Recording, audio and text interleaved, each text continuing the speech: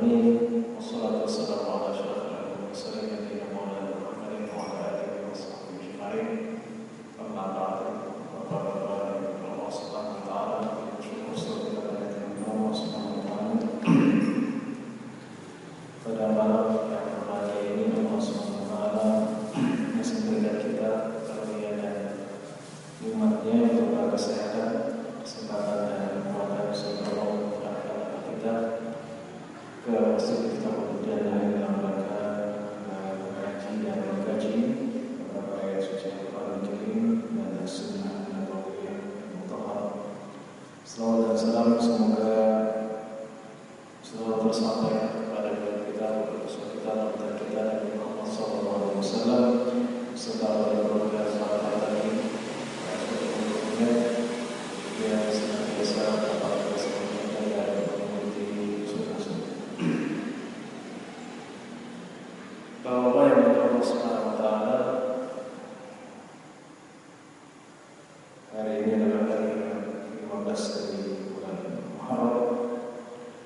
Kita sudah masuki pertengahan bulan Muharram. Tentunya tidak bosan-bosannya saya mengingatkan diri saya dan kita semua untuk introspeksi diri dengan datangnya tahun baru 1435 Hijriah. Dan semoga tahun ini kita jadi insan yang lebih baik, jadi insan yang lebih mendekatkan diri kita kepada Allah Subhanahu wa taala. Bapak Ibu Allah Subhanahu wa taala, pada ayat-ayat yang telah dibacakan tadi adalah ayat-ayat yang berbicara tentang Musa alaihissalam. Dan surat Al-Qasas adalah satu-satunya surat yang berbicara tentang Musa alaihissalam dari sejak kecil. Kita tahu bahwa kebanyakan kisah dalam Al-Quran adalah kisah Musa alaihissalam dan Bani Israil. Dimulai dari surat Al-Baqarah, Ali Imran, An-Nisa, Al-Ma'idah, Al-An'am dan seterusnya. Mengapa kisah yang paling banyak dalam Al-Quran adalah tentang Musa alaihissalam? Jawabannya adalah karena banyak pelajaran yang kita ambil dari Musa dan Bani Israil. Dan juga ada kemiripan antara Nabi kita Muhammad SAW dengan Musa alaihissalam dalam beberapa hal. Misalnya Musa alaihissalam dilahirkan, kemudian dibesarkan jauh dari keluarganya, dan itu juga dialami oleh Nabi kita Muhammad SAW, di mana Rasulullah sejak kecil sudah mulai atau sudah dilahirkan dalam keadaan yatim. 6 tahun ibunya meninggal, 4 tahun kakeknya meninggal. Ada kesamaan. Dan pada hari ke-10 kemarin yang kita berpuasa Asyura, Rasulullah SAW menjelaskan bahwa Rasulullah Ibn Abbas berkata bahwa Rasulullah mendatangi Madinah. Ketika berhijrah ke Madinah, Nabi Muhammad mendapatkan orang-orang Yahudi berpuasa pada hari ke-10.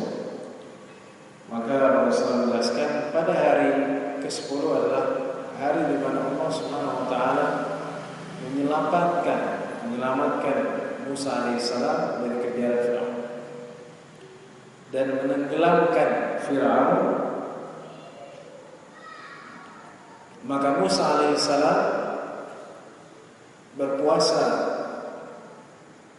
pada hari ke-10 untuk bersyukur kepada Allah Subhanahu wa taala. Fasamahu syukran lillah. Maka Musa alaihissalam sebagai bentuk syukurnya atas penyelamatannya dari kejaran Firaun, maka beliau berpuasa pada hari ke-10 bulan Muharram.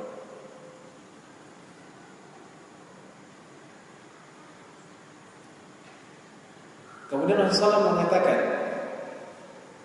kami lebih berhak berpuasa pada hari itu daripada mereka di Israel ketika itu pada zaman Nabi Muhammad SAW. Jadi menunjukkan bahwa ini ada kedekatan antara Nabi Muhammad SAW dan para anbiya, khususnya Nabi Musa alaihissalam.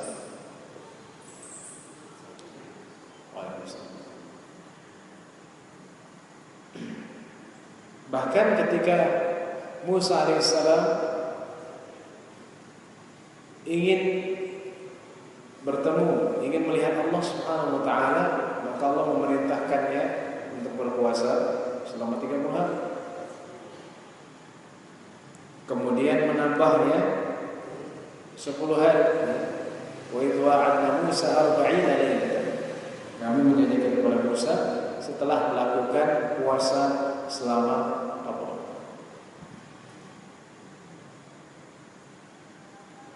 Baru walamma ja'a Musa limiqatina itu terjadi dikatakan ya pada hari ke-10 yaitu pada bulan Dzulhijjah. Jadi hal inilah yang menyebabkan hubungan Musa alaihissalam dengan Nabi Muhammad SAW amatlah dekat dan memiliki banyak kesamaan dan kemiripan. Baik, di sini jelaskan bahwa mungkin sudah dijelaskan oleh Ustaz Muttaqin atau sebelum bagaimana Musa alaihissalam ketika itu di zaman Fir'aun laknatullah alaih, suatu hari suatu malam bermimpi bahwa kerajaannya direbut oleh seseorang dari Bani Israel. Kemudian esokan harinya Fir'aun mengeluarkan kepres, keputusan Fir'aun untuk membunuh semua yang lahir dari laki-laki dari Bani Israel. Bahkan Ibnu Katsir dalam Al-Bidayah Nihayah menjelaskan bagaimana para tentara itu dikirim ke kampung dan kota yang dimana perempuan-perempuan hamil dari Bani Israel. Karena di Mesir ada 2 ras, yaitu Qibti, yaitu ras Fir'aun, dan ras Bani Israel yaitu Yahudi.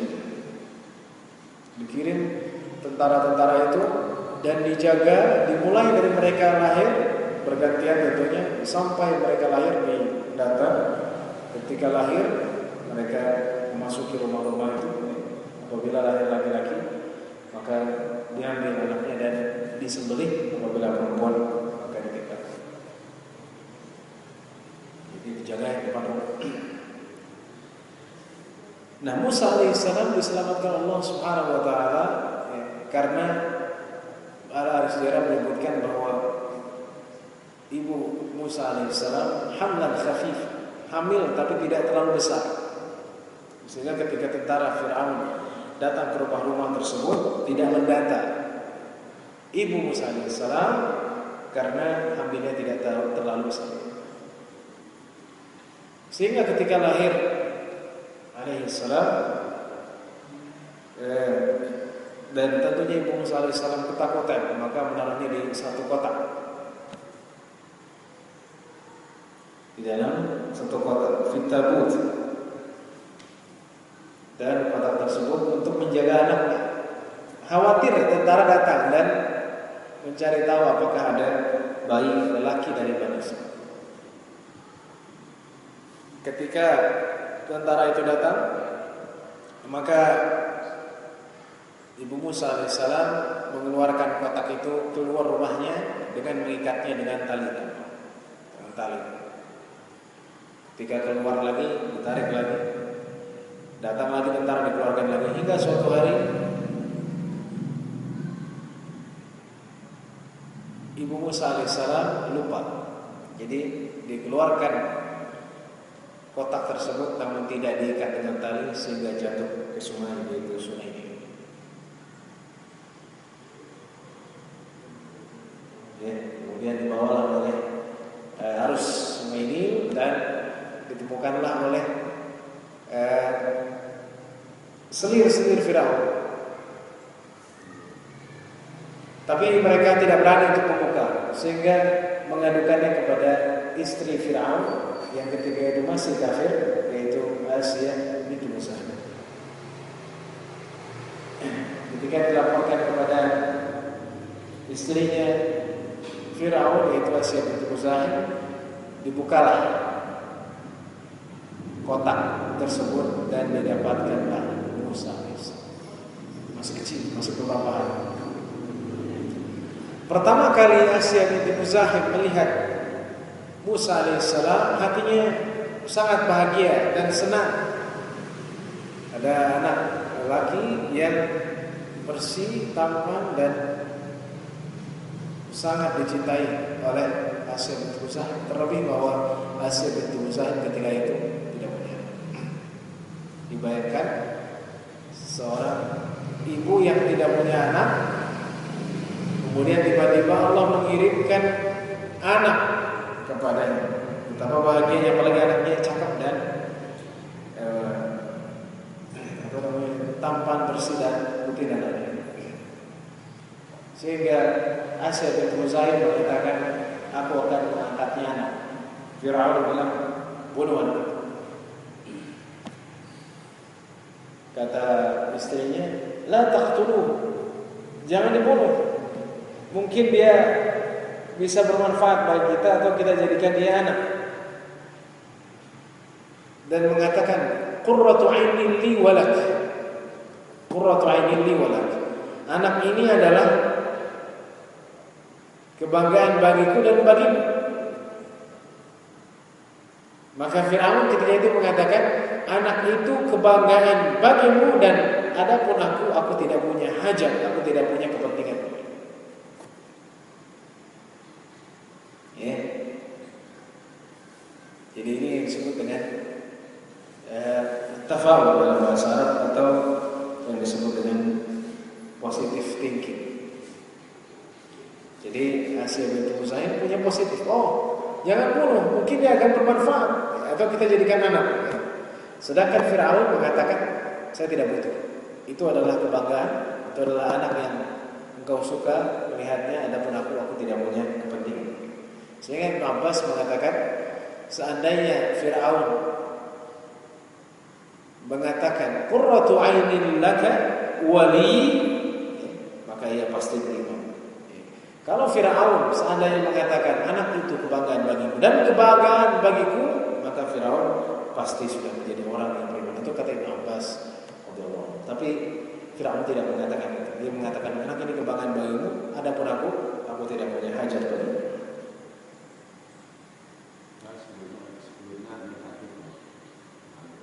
Ya, sehingga ketika diangkat, dan karena Fir'aun mendengar istrinya, dan ketika itu istrinya didengar oleh Fir'aun sebelum beriman kepada Musa alaihissalam, akhirnya tidak dibunuh dan diadopsi Musa alaihissalam sebagai anak. Maka Musa alaihissalam dicoba disusui oleh beberapa ibu-ibu yang menyusui. Setiap kali dikasih kepada orang yang menyusui, Musa alaihissalam menolak, enggak mau menyusui, bingung. Sehingga suatu hari Musa alaihissalam dibawa oleh keluarga kerajaan dan berjalan satu pasar, dan tentunya kakak Musa alaihissalam, ukhtuh, kakak perempuannya, bukan abang lelakinya. Kalau abang lelakinya itu Harun alaihissalam. Jadi kakak perempuannya mengikutinya. Sebelumnya ibu Musa alaihissalam mengatakan, "Qusi, ikuti kemana kotak itu terbawa, harus diikuti, cari." Sehingga suatu hari menemukan keluarga Firaun sedang berjalan di pasar, dan kakak perempuan Musa alaihissalam tahu bahwa bayi yang dibawa itu adalah adik. Sehingga dia mendatangi mereka dan mengatakan, "Apa yang kau cari? Apakah kalian mencari orang yang menyusui anak ini?" Iya, bagaimana kau tahu? Mereka curiga, kok tahu bahwa kami sedang membutuhkan orang yang menyusuinya, karena bayi ini tidak mau menyusui kepada siapapun. Kasihan. Dulu belum ada susu botol atau susu bubuk seperti zaman sekarang. Maka kata kakak Musa alaihissalam, aku hanya melakukan, aku hanya ingin membantu kalian. Oh, begitu baik. Maka ditunjukkanlah kepada seorang perempuan yang bisa menyusuinya, yaitu ibu. Jadi ditunjukkan, dibawa ke tempat, dan mereka tidak tahu bahwa itu adalah ibu Musa alaihissalam.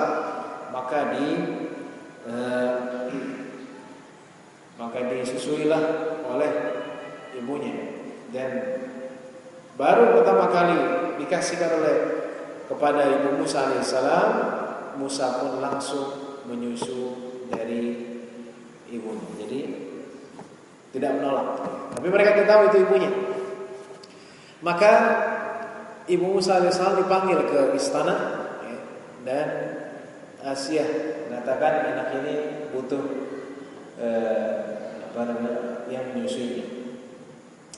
Maukah engkau tinggal di istana? Kata ibu Musa alaihissalam, tidak.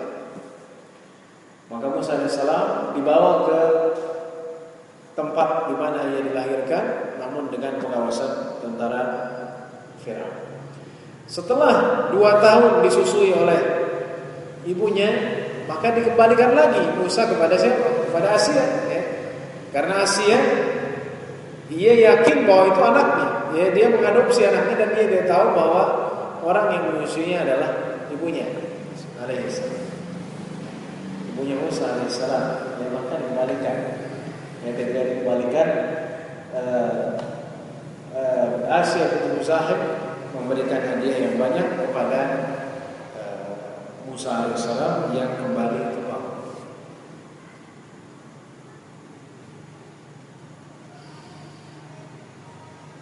Suatu hari ketika Musa alaihissalam sudah lepas dari susuan ibunya dan dibesarkan di kerajaan, jadi Musa alaihissalam dibesarkan di kerajaan Firaun.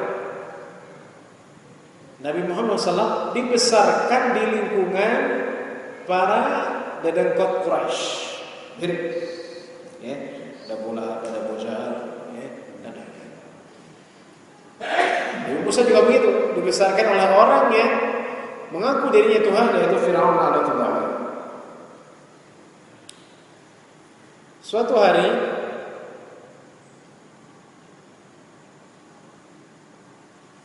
Musa alaihissalam bermain-main dengan jenggot Firaun.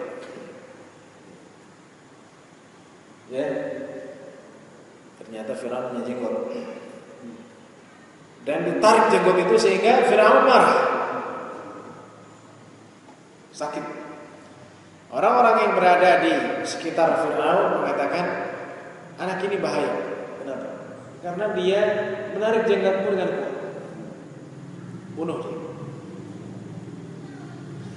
Maka Firaun menyuruh tentaranya untuk membunuh anak tersebut karena kesal dan percaya kepada yang dikatakan oleh menteri-menterinya. Maka datanglah istrinya, itu Asia binti Muzahib, mengatakan, jangan, ada apa ini? Diceritakan bahwa anak ini menarik jenggotku di hadapan orang banyak, berarti dia akan menghinaku dan menjatuhkanku, sebagaimana menteri-menteriku mengatakan. Menteri-menteri Firaun banyak, dan salah satunya adalah Haman.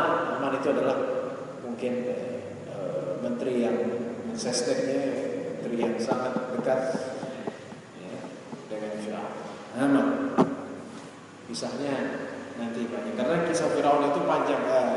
Musa alaihissalam itu kita sebutkan sebagiannya yang berkaitan dengan surat dan ayat yang kita telah baca. Ketika diceritakan kepada Asia, jangan bunuh, kata Asia, kita buktikan. Kalau anak yang lebih 2 tahun ini dia ingin menghancurkan kekuasaanmu, kita uji. Apakah benar anak kecil ini ingin menghancurkan kekuasaan? Maka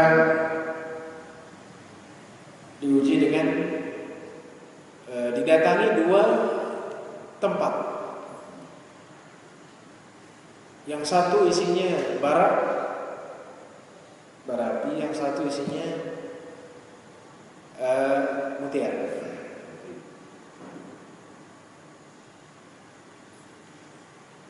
Kata Asiyah binti Musaib, kalau anak ini mengambil mutiara, maka benar, ia ingin menguasai, ingin menjatuhkan engkau, wahai Fir'aun, ingin mengambil kekuasaan.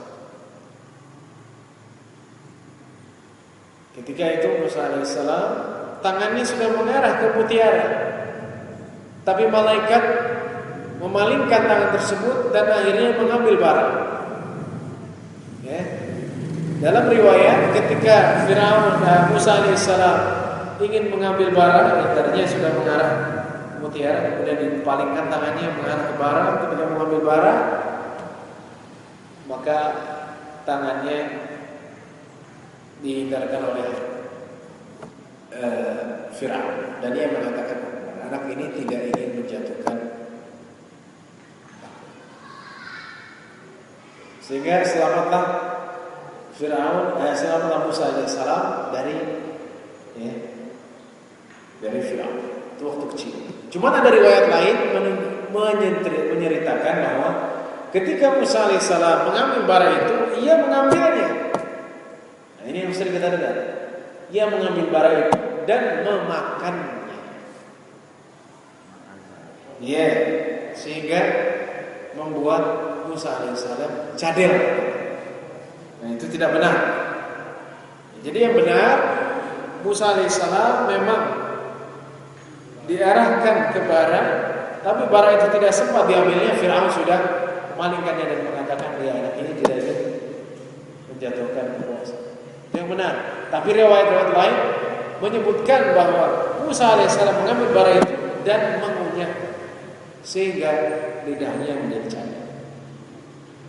Sehingga Musa alaihissalam dengan doa yang sangat masyhur, qala rabbi shrah li sadri wa yassir li amri wahlul 'uqdatam min lisani yafqahu qawli. Sebagian orang menafsirkan ayat ini bahwa Musa alaihissalam mengambil bara itu dan memakannya sehingga lidahnya menjadi cadel, lidahnya menjadi tidak fasih. Tapi ulama mengatakan di sini bukan cadel, bukan Nabi Musa tidak berbicara, nggak jelas, bukan. R jadi L atau F jadi P misalnya, tidak jelas semuanya. Tapi uqdatan di sini cuma satu ikatan, wahlul uqdatan, min lisan, dan lepaskanlah satu ikatan dari lidah. Jadi satu ikatan, bukan banyak, Jadi Nabi Musa alaihissalam memang tidak diberikan kefasihan sebagaimana Harun memiliki kefasihan, dan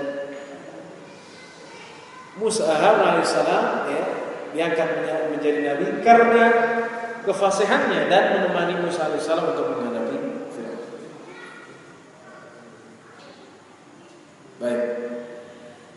Nah, itu kisah Musa alaihissalam ketika kecil. Tadi disebutkan bahwa walamma balagha ashuddahu atainahu hukman wa ilma wastawa atainahu ilma wa kadzalika najzil muhsinin. Ketika Musa alaihissalam menjadi orang yang dewasa,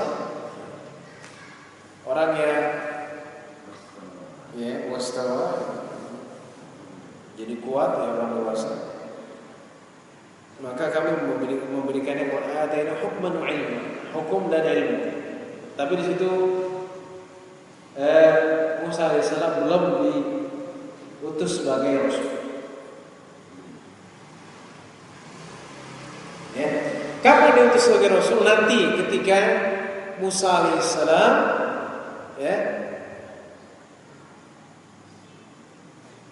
ketika sampai Madian, nanti ceritanya ada dalam surat Al-Qasas, dan menuju kembali ke Mesir. Madian adalah satu tempat di Yordania, kembali ke Mesir, dan disuruh Allah Subhanahu wa taala untuk mendakwahkan Firaun. Di tengah-tengah ketemu dengan Harun, Habis itu Nabi Musa alaihissalam itu sebagai rasul dan juga Harun sebagai rasul yang mendampinginya ya, karena Harun alaihissalam memiliki kefasihan yang tidak dimiliki oleh Musa alaihissalam. Kemudian disebutkan bahwa Musa alaihissalam memasuki kota ala hini ghaflatin min ahli, ketika mereka tidak sadar. Mereka sedang mungkin sedang bekerja ataupun ke tempat-tempat di mana mereka berdagang. Jadi kondisinya sepi atau tidak ada orang ketika itu di jalanan, maka Musa alaihissalam mendapatkan dua orang yang sedang berkelahi. Ya. Yang satu dari min syi'ati, yang satu dari rasnya yaitu Bani Israel. Sering saya jelaskan Bani Israel itu adalah anak Yakub alaihissalam. Jadi Yakub alaihissalam mempunyai anak.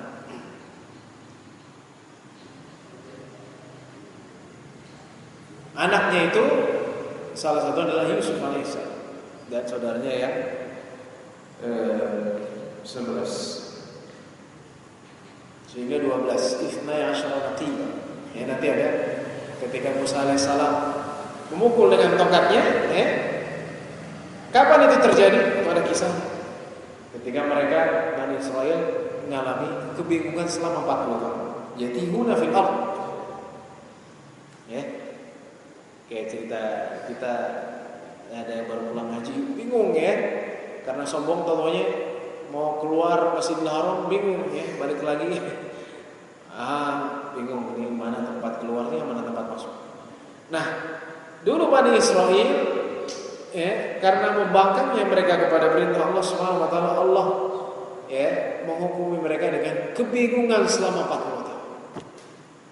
Setiap hari keluar berjalan, balik lagi ke tempat di mana ia mulai jalan kesini lagi selama 40 tahun. Nah, disitulah Nabi Musa alaihissalam ya,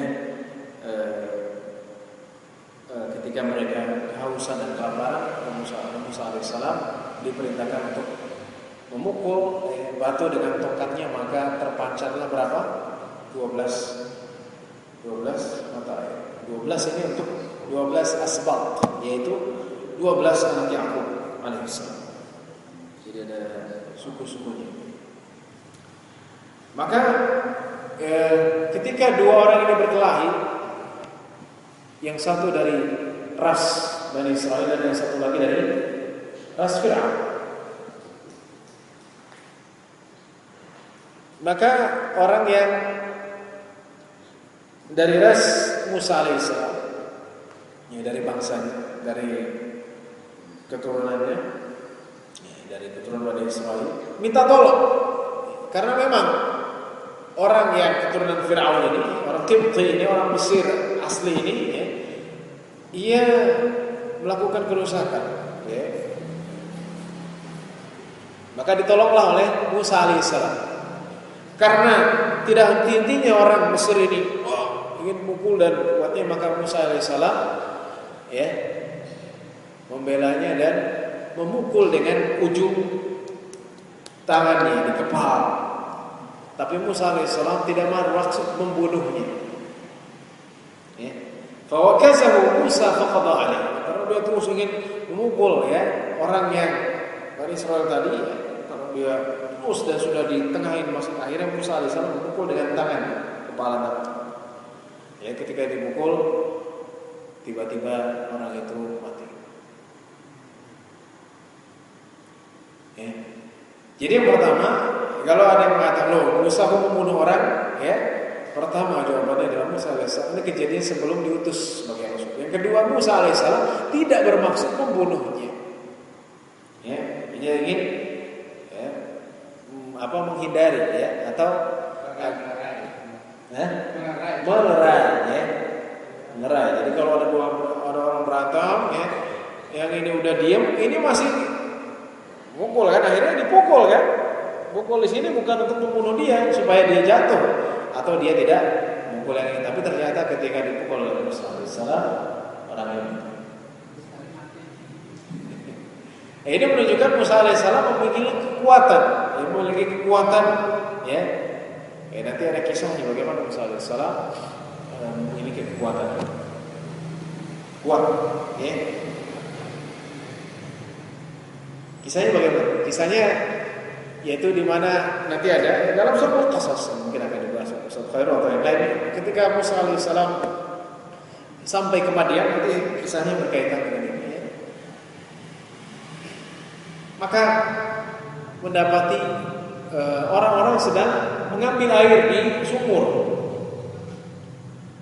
ya. Dan di antara orang-orang yang mengambil air di sumur itu ada 2 orang perempuan yang tidak bisa mengambil air di sumur. Karena orang-orang yang mengambil air di sumur untuk memberi air, memberi minum hewannya itu penuh dengan hewan-hewannya, kambingnya dan nunggu dulu sampai mereka selesai. Bahkan disebutkan dalam sejarah ketika mereka selesai memberi air hewan mereka, ditutup sumur itu dengan batu yang besar yang dibawa oleh 10 orang. Sehingga 2 perempuan ini hanya mengambil air yang tersisa yang masih mengalir. Jadi mereka tidak iba. Ada 2 gadis, biarin saja, yang penting mereka bisa memberi air, ya, memberi minum hewan-hewan. Nah, Musa alaihissalam ketika itu menggeser batu itu dengan sendirinya, seorangan, tidak ada yang bantu. Ini menunjukkan betapa kuatnya Musa alaihissalam. Itu yang perlu difahami. Jadi kalau mereka menutup sumur ini 10 orang, ya, karena besar dan beratnya, maka Musa alaihissalam menggesernya. Kemudian Musa alaihissalam mengatakan qala inni Allahu nafsi faghfir li faghfara innahu ya. Jadi beliau alaihissalam mengatakan, aku zalim pada diriku, ampun dosaku, maka Allah mengampuni dia, sesungguhnya Allah mengampuni. Ya. Dalam posisi Musa alaihissalam sebagai orang yang tidak sengaja tapi tetap meminta pengampunan kepada Allah Subhanahu wa taala dan mengatakan qala rabbi bima an'amta 'alayya fa lam akun dhahiran lil mujrimin. Dia mengatakan, Tuhanku, dengan apa yang Kau berikan nikmat kepadaku, aku tidak akan menjadi orang yang menolong orang-orang yang melakukan kejahatan. Jadi aku bukan orang menolong orang yang jahat. Tidak, Musa alaihissalam tidak menolong orang yang jahat karena memang ketika itu, ya, si Khibti ini dianiaya. Inilah tipikal orang zaman sekarang, banyak orang-orang yang menolong orang yang jahat, ya, bersekongkol atas kejahatan. Banyak orang-orang yang ta'awun 'alal itsmi wal 'udwan, saling menolong untuk melakukan dosa dan kejahatan, permusuhan dan yang semisal. Kemudian Musa alaihissalam ketika itu menjadi takut, dia khaifan yataraqab, karena takut ketahuan beritanya. Maka tiba-tiba Qibti ini orang Bani Israel ini minta pertolongan lagi. Yang kemarin minta pertolongan lagi. Kemarin ditolong, sekarang kita tolong lagi, ya. Memang ternyata orang dari Bani Israel ini dia neko-neko. Kemarin memang posisinya dalam teraniaya, sekarang minta tolong lagi, ya. Dia cari masalah, ya, sama orang dari Firaun, dari orang Mesir. Maka Musa mengatakan, engkau adalah qawiyyun mubin, adalah orang yang adalah orang yang jahat. Innaka laghawiyyun mubin.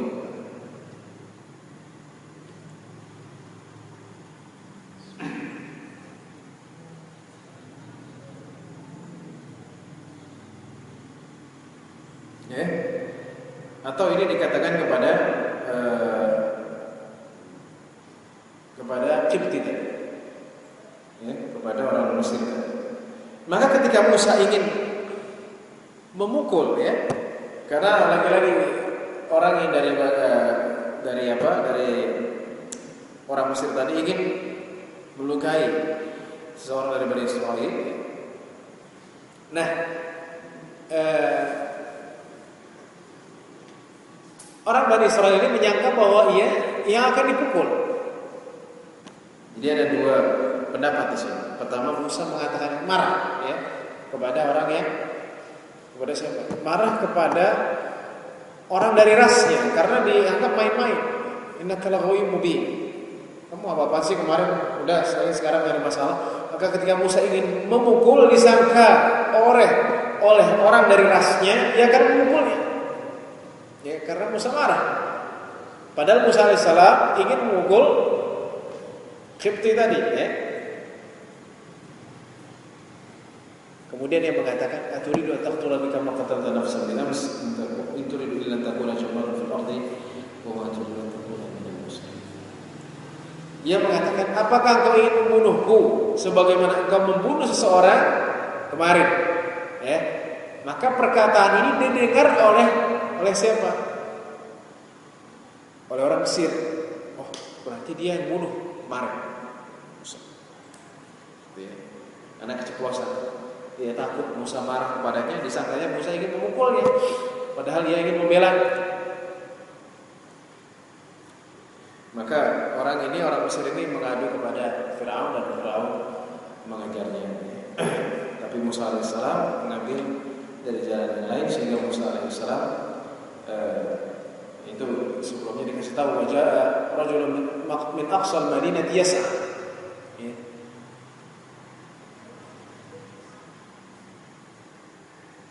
Ada seseorang dari Aqsal Madinah, dari ujung kota datang mengatakan bahwa kelompoknya mereka tentara ingin membunuh, maka keluarlah dari kota.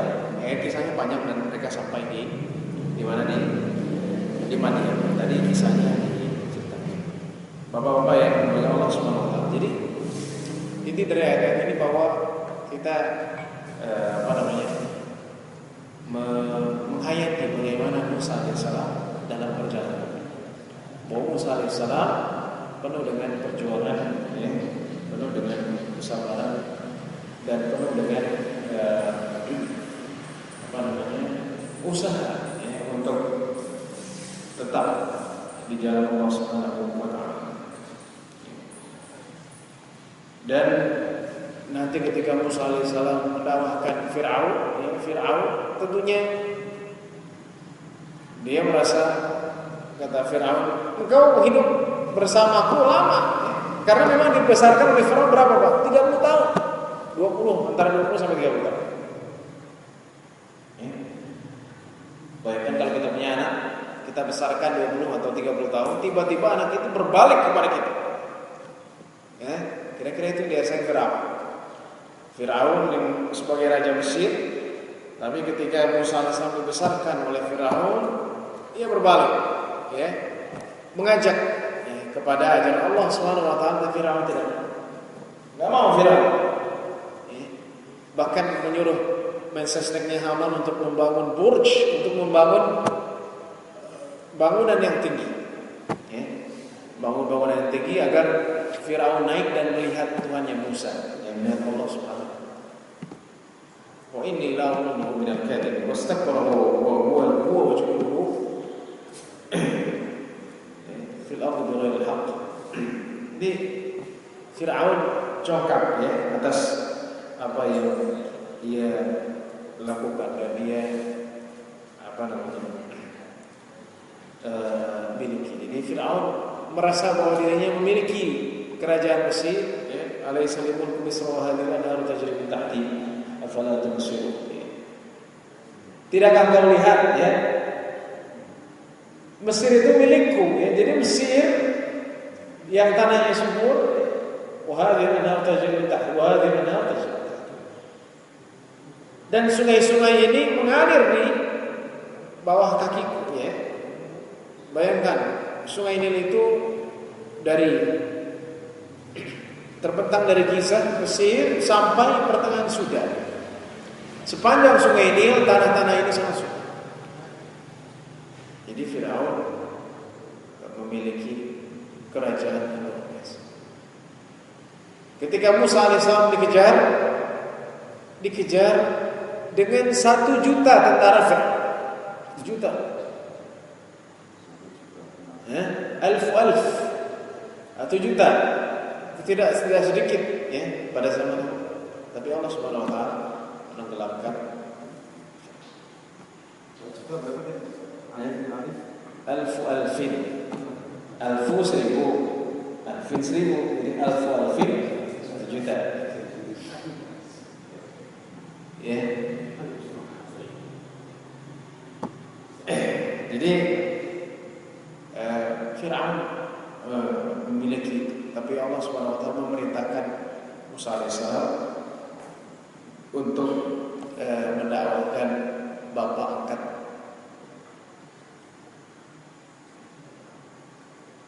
Ya, ketika mendakwahkan bapak angkatnya, qala rabbul alamin, itu nanti di dalam surat An-Naml disebutkan. Qala rabbul alamin, ini apa itu Tuhan semesta alam. Qala rabbul masyriq wal maghrib wa ma bainahuma kuntum muqinin, dan seterusnya.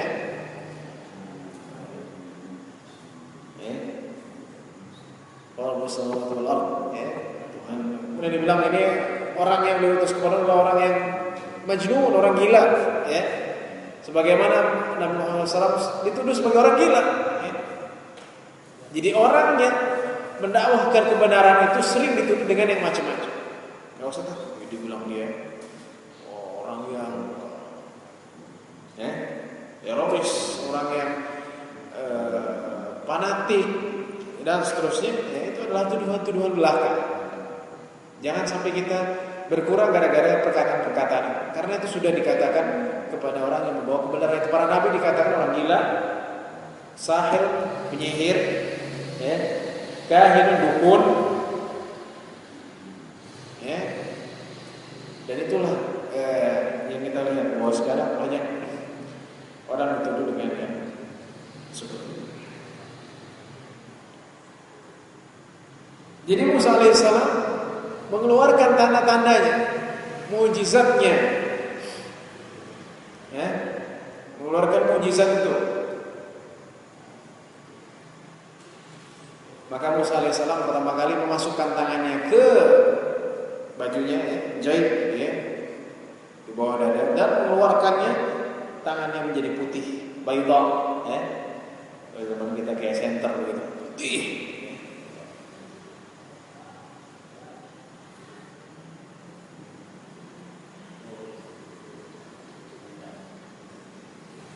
Dan melempar tongkatnya menjadi ular yang besar. Firaun, wah kalau gitu kumpulin para penyihir. Ada kumpulan penyihir. Inna lana la'ajran in kunna minal ghalibin qala na'am wa innakum ya idzan la minal muqarrabin. Ya. Dan wa innakum la minal muqarrabin. Jadi, apakah kami mendapatkan uang yang besar ya? Ya. Dan kalian akan menjadi orang dekat denganku. Jadi para penyihir ini siap menghadapi Musa alaihissalam. Apa yang dilakukan? Mereka melemparkan tongkat-tongkat mereka dan menjadi ular-ular kecil. Kemudian Musa alaihissalam melempar tongkatnya menjadi ular yang besar dan mencaplok ular. Para penyihir sujud dan mengatakan kami beriman kepada Tuhan semesta. Beriman kepada Tuhan semesta alam. Sehingga Ibnu Abbas mengatakan kanu fi awwalin nahar fajar wa fi akhirin nahar asbahu barar. Jadi di waktu duha, karena itu dikumpul waktu duha. Di waktu duha mereka adalah kafara fajar, orang kafir yang banyak melakukan kerusakan. Tapi di siang hari, di akhir siang ketika sore mereka telah beriman kepada Allah Subhanahu wa taala. Jadi ini keteguhan atas kebenaran. Kata Musa, kata Firaun, kok kalian beriman? Sebelum izin kepadaku kalian beriman kepadanya. Jadi sampai iman saja harus izin. Aku akan menyalib kalian dan akan memotong-motong tangannya. Sekarang mutilasi. Lau qat'ana aydiyakum wa arjulakum min khilaf. Thumma la usallibannakum ajma'in. Atau la usallibannakum ajma'in. Aku akan memotong tangan dan kakimu dengan yang berbeda. Dalam mutilasi, banyak orang yang mutilasi sekarang. Jadi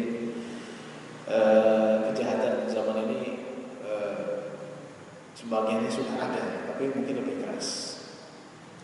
Mutilasi, ada juga yang pakai air keras. Trennya itu sekarang. Di metro mini pakai air keras, di kampus pakai air keras. Iya, baru tuh jadi teman perempuannya keras ini. Mahasiswa dimutilasi. Kejahatan. Tapi kata penyihir, lah toir, nggak masalah. Kamu mau nyalip kami, mau mutilasi kami, enggak. Jadi mereka akhirnya dihabisi oleh Firaun, tapi mereka mempertahankan. Jadi intinya adalah bahwa kisah Musa alaihissalam adalah kisah yang tidak habis dari pelajaran-pelajaran. Kisah ini sangat luar biasa. Jadi kalau kita ingin mempelajari kisah ini, ada urutannya. Karena kita nggak tahu mana mulainya, gitu. Bagaimana ceritanya, kapan Musa, Bani Israil itu meminta diturunkan manna dan as-salwa, atau meminta untuk diturunkan makanan dari baqli aw khithai wa fuwi wa adasi wa basila qala tastabiruna alladhi huwa an-nabi alladhi huwa khair. Itu kapan? Jadi ada urutannya. Kapan mereka menjadikan sapi betina sebagai sembahan. Dulu mereka Bani Israil, mereka beriman kepada Allah Subhanahu wa taala dalam periode Firaun. Ketika Firaun kalah, baru mulailah kepada mereka yang kufur. Tapi ketika masih bersama Firaun, mereka masih ditindas Firaun, mereka dapat beriman. Nah, itulah pelajaran bagi kita, ya. Jangan sampai kita mungkin merasa diri kita sekarang sudah enak, sudah mapan, sehingga kita lupa kepada Allah Subhanahu wa taala. Karena kalau kita seperti itu, maka kita sama dengan Bani Israil. Ya. Ketika Allah Subhanahu wa taala memberikan nikmat, yaitu menangnya terhadap Firaun, maka banyak dari mereka yang kufur. Dulu ketika ditindas Firaun, beriman kepada Allah Subhanahu wa taala. Ketika menang, jangan sampai kita terlebih zaman sekarang yang penuh dengan kemaksiatan dan kesesatan. Jangan sampai kita menjadi lalai dan lengah, ya. Karena 10 Muharram kemarin bagi orang Syiah itu adalah namanya Eid Ghadir Qum, ya. Dan mereka memperingati sebagai hari peringatan pembunuhan Husain radhiyallahu anhu. Ya, kalau di sini mungkin belum ada, tapi di Iran dan lain-lainnya yang banyak Syiahnya, lebih banyak mereka bawa pisau dan alat-alat tajam dan mencambuknya di belakangnya atau di dadanya. Itu adalah hal yang menyedihkan bahwa Syiah sudah banyak di Indonesia ini jumlahnya. Itu ada di Bandung, di Jambi dan lain-lainnya. Mereka merayakan hari Asyura ini dengan hari kesedihan, dan itu tidak benar. Itu adalah satu bid'ah yang besar, yang kita membentengi akidah kita dengan akidah yang benar. Ini dalam momen Asyura ini, dalam momen Muharram. Dalam momen Muharram ada dua, satu hal penting yaitu Musa alaihissalam, ya, dan juga momen lainnya bulan yang agung, ya, namun bagi kalangan Syiah adalah bulan kesedihan, karena hari 10 adalah hari yang mereka peringati sebagai hari Semoga Allah SWT